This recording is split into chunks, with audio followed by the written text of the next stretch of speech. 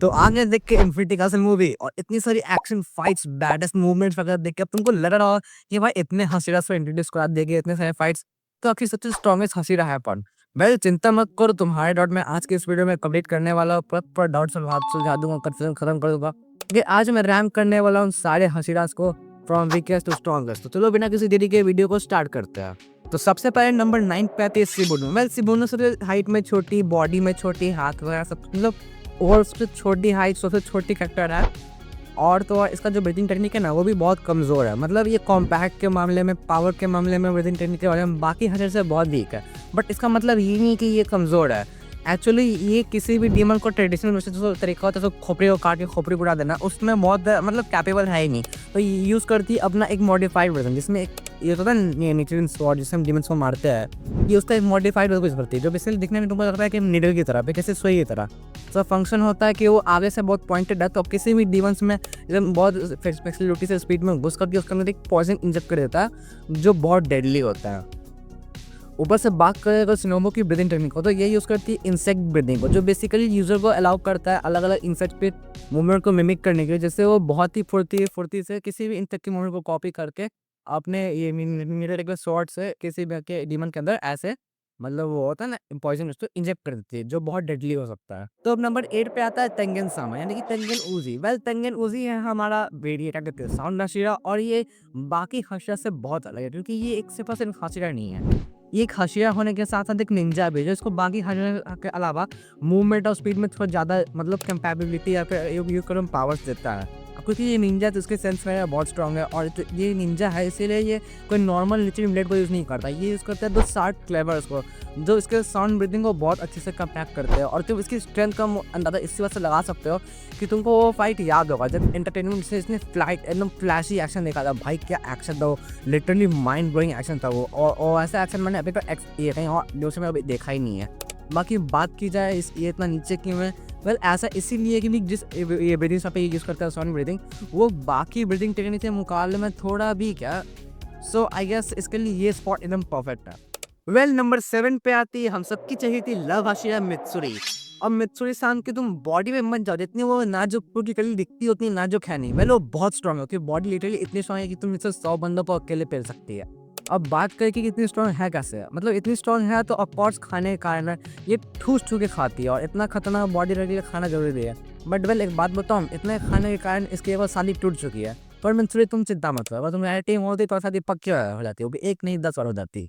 Well जो side अगर बात करें ये मित्सुरी की ब्रीदिंग स्टाइल और फिर स्वॉर्ड के बारे में, तो मित्सुरी यूज़ करती है लव ब्रीदिंग को, और उसके नीचे स्वॉर्ड है वो बाकी सारे ब्लेड से बहुत अलग है, क्योंकि उसका स्वॉर्ड लिटरली ऐसे टिगिल पॉइंट पड़ता है, तो स्वॉर्ड लिटरली बहुत ज़्यादा फ्लेक्सिबल है, और आई गेस उसके लव ब्रीदिंग के लिए काफ़ी अच्छा है भी, जिससे वो एयर में काफ़ी ज़्यादा ये मोबिलिटी मूवमेंट से बहुत स्पीड से फाइट कर सकती है, इसलिए मित्सुरी बहुत स्ट्रॉन्ग है। तो नंबर 6 पे आता है द वन एंड ओनली सपेरा, हम सबका चाहिए या फिर तुम्हारा चाहिए था, द सर्पेंट हशीरा ओबेनाई, या फिर यू कहो ओरोचिमारू 2.0। वेल तुम इसको देख के तुमको समझ में आ गया कि बंदे की दो आंख अलग अलग रंग की है, तो बंदा एक आंख से अंधा हो, और हाँ ऐसा है भी बंदा एक आंख से अंधा है, इसलिए बंदे ने पार रखा है सांप को, जो बेसिकली इसका दूसरा आंख बन के इसकी हेल्प करता है।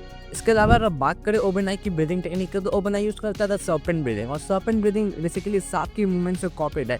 ये अलाउ करता है यूज़र को स्नेक की मूवमेंट्स को मिमिक करने के लिए, जिससे यूज़र बहुत ही अनएक्सपेक्टेड और एकदम ज़िगज़ैग टाइप का फ्लैशी स्पीड से बंदे को निपटा सकता है। उसके अलावा जो ओबेनाई है, इसका स्वॉर्ड भी बिल्कुल स्नेक जैसा दिखता है, क्यों ऐसा ज़िगज़ैग का स्वॉर्ड है, जो कि तुमको बेसिकली वही वापस से स्नेक जैसा मूवमेंट करने के अलाउ करता है, और स्नेक जैसा ही बाइट से स्नेक से तुम मारता है ना, बाइट से ज़िगज़ैग करके बिल्कुल वैसा ही अटैक करता है। तो ओवरऑल ओबेनाई भी काफ़ी स्ट्रॉन्ग है। तो नंबर 5 पे आता है सबका राज दुलारा, तुम्हारा मेरा सबका प्यारा रेनगोकू द फ्लेम हशीरा। अब वेल मैं जानता हूँ कि रेनगोकू बहुत टाइम पहले मर चुका था बहुत जल्दी, बट स्टिल रेनगोकू बहुत मतलब कैपेबल हशीरा था, तो इस वीडियो में हम उसको भी इंक्लूड कर रहे हैं, ठीक है। और तो बात करें रेनगोकू की ब्रीथिंग स्टाइल, तो रेनगोकू यूज़ करता है फ्लेम ब्रीथिंग, जो बेसिकली फायर ब्रीथिंग या फिर यूकॉम सन ब्रीथिंग लाइन डेरिवेशन है, जो लिटरली एक बहुत स्ट्रॉन्ग ब्रीथिंग स्टाइल था। और रेनगोकू के पावर से भी तुम अंदाजा लगा ही चुका हो उसके फाइट्स को देख करके, भाई कितना मतलब अगर उसकी फाइट अकाला से नहीं होती तो मुझे डेफिनेटली मैं श्योर हूँ कि वो जिंदा बच जाता। ऊपर से उसके पास इतने सारे रिस्पॉन्सिबिलिटीज़ को पूरा एक ट्रेन को बचाना था, तो हाँ आई गेस छोड़ो हटाओ, इन सब चीज़ों को छोड़ो, बट रेनबो भी बहुत स्ट्रॉन्ग था। अब मैं इसके में ज़्यादा बात नहीं करूँगा क्योंकि लिटरली यार ट्रॉमा हिट हो जाता है ना। तो नंबर 4 पे आता है पूरे डीमन स्लेयर का यंगेस्ट बंदा या फिर यूँ कहूँ यंगेस्ट हशीरा, मुचिरो तोकिदो। वेल मुचिरो तोकिदो पूरे डीमन स्लेयर में लिटरली बहुत छोटा है। लिटरली इस बंदे की एज अराउंड 13-14 है। सोचो तुम इस उम्र में क्या कर रहे हो? तुम इस उम्र में बेटन घर के सपने देख रहे हो और ये बंदा एक हशीरा है, पर छोटी-मोटी बात नहीं है। अगर बात करें मुचिरो की ब्रीथिंग स्टाइल की, तो ये बंदा यूज़ करता है मिस्ट ब्रीथिंग, जो बेसिकली विंड ब्रीथिंग का एक डेरिवेटिव है, जिसमें ये अलाउ करता है अपने यूज़र को अटैक के दौरान अपोनेंट के सामने मिस्ट यानी फॉग बना देने का, जिसमें यूज़र छिप करके अचानक से अनएक्सपेक्टेड अटैक्स कर सकता है, जो देखना बहुत मुश्किल होता है क्योंकि उससे में पूरा फॉक्स वगैरह बन जाते हैं, तो किसी के लिए भी ईजी नहीं होता देखना। और ऊपर से ये बंदा है मुचिरो, ये एक ऐसा डीमन स्लेयर को एक लौता हशीरा है जिसने किसी अपर रैंक को अकेले अपने दम पे हराया। तुम इसकी कैपेबिलिटी को इस चीज पर अंदाजा लगा लो कि बंदा बहुत स्ट्रांग है। अब नंबर 3 पे आता है द वाटर हशीरा ग्यू। वह ग्यू तुम में से बहुत ज़्यादा फेवरेट होगा, होना ही नहीं चाहिए क्योंकि बंदा बहुत कमाल का है। बट तुमको एक बात बताऊँ, मुझे बताता हूँ, जो ग्यू है ना वो बाकी हशीर से बहुत अलग है, बाकी स्लेयर से भी बहुत अलग है कि बंदा लिटरली अकेले अकेले रहता है, किसी से बातचीत इतना नहीं करता, एकदम काम दिखा बंदा है, शांति से रहता है। बट मतलब बेसिकली एक इंट्रोवर्ट बंदा है, बट लेकिन जब भी इसकी एंट्री होती है वो बहुत बैड एच होती है। फॉर एग्जाम्पल तुम वो सीन को याद करो जब तांजिरो रियो को मारने के लिए बहुत स्ट्रगल कर रहा था वो एक लेजेंडर वाली फाइट में, वहाँ पे यू आता है और इसकी ये खोपड़ी को इतने आराम से हटाता है कि लगता है कि बंदे ने एक मूली काट के निकल लिया वो। वेल अगर बात करें इसकी ब्रीथिंग तो जब भी यू एक वाटर हशीरा था, यूज़ करता है वाटर ब्रीथिंग को, और लिटरली इसने वाटर ब्रीथिंग के सारे फॉर्म्स को सीख रखा है, बंदा बहुत स्किल्ड है। तो नंबर 2 पे आता है द विंड हशीरा सेमिनाई। वेल इसको देख के लगता है कि बंदा दिन भर गुस्से में था, ऐसा नाक पे गुस्सा चढ़ जाता है, देख के थोड़ा पगला भी लगता है। और इतना गुस्सा वाला मुझे ये इसलिए लगता है क्योंकि वो मूवमेंट टैग होगा जब बंदे नेज़ो को कुछ टैग करेगा। मतलब क्यों भाई क्यों? तुमको क्या दिक्कत है बाकियों से? क्यों तो चाकू मार बिना भागे? क्या तुम्हारा खाना लेके भागी थी बेचारी? नहीं ना, छोड़ो हटाओ अपने गुस्से को, मैं साइड पर रखता हूँ, उसके पावर से बात करता हूँ। वेल ये यूज़ करता है विंड ब्रीथिंग को क्योंकि बेसिकली एक विंड हशीरा है, ठीक है। और लिटरली बंदा विंड ब्रीथिंग में मतलब इतनी मास्टरी कर चुका कि क्या बोलोगे, अपनी ब्रीथिंग को लिटरली मास्टर कर चुका है। इससे बेटर कोई यूज़र आई गेस होगा नहीं विंड ब्रीथिंग का। और बात करें अगर विंड ब्रीथिंग को तो विंड ब्रीथिंग एक ये ऑफेंसिव टाइप की ब्रीथिंग है, बेसिकली उसमें यूज़र अटैक बहुत ज़्यादा करता है रेदर देन डिफेंस टाइप की ब्रीथिंग है आपने। आई गेस इसके लिए ब्रीथिंग परफेक्ट है क्योंकि बंदा लिटरली हर टाइम गुस्से पड़ता है। उसके अलावा जो सेमिनाई है ना, इसकी ब्लड बाकी लोस थोड़ी रेयर टाइप की, जो आई गेस डीमंस को पसंद नहीं, इसलिए डीमन तो इससे डरते हैं। और डरना हो भाई, लिटरली एक इंसानी डीमन है, मतलब बंदा डीमंस को क्या मारता है, डीमन को डीमन की मौत देता है। तो ओवरऑल ये बंदा बहुत स्ट्रॉन्ग है। तो अब नंबर 1 पे आता है ग्यो में द स्टोन हशीरा। वेल इसकी बॉडी देख के तुमको तो ये अंदाजा लगेगा तो कि बंदा तो स्ट्रॉन्ग होने वाला है, और ऐसा है भी। बंदा लिटरली पूरे डीमन स्लेयर में सबसे स्ट्रॉन्गेस्ट हशीरा है, और ऐसा होना भी चाहिए क्योंकि भाई बहुत इसकी बॉडी लिटरली स्टोन की बनी हुई है, मतलब तुम उसके बॉडी में चाकू छुरा कुछ भी मारो उसको कुछ फर्क पड़ता ही है।